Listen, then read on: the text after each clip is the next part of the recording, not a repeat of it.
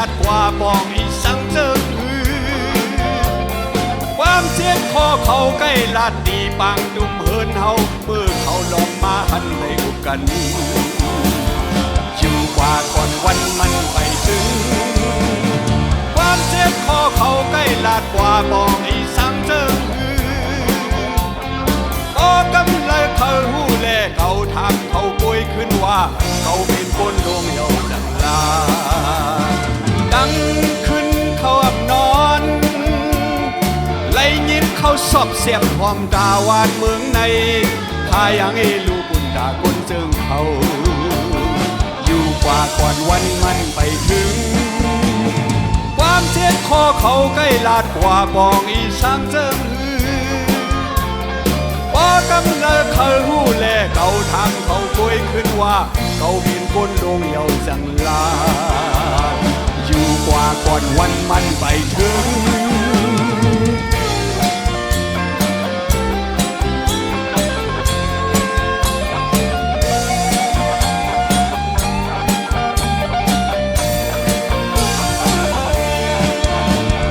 อยู่กว่าก่อนวันมันไปถึง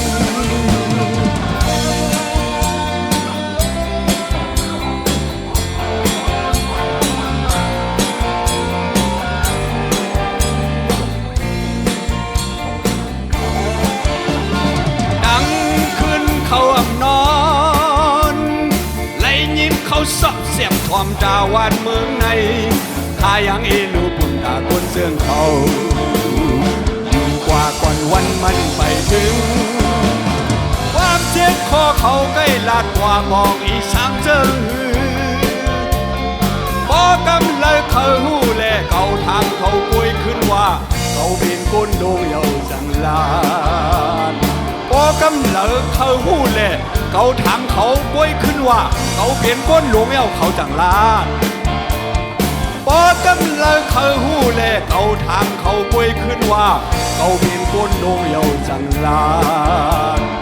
เขาเป็นคนดวงเยาจังลาเขาเป็นคนดวงเยาเขาจังได้ลาดเขาวันไหนวันไหน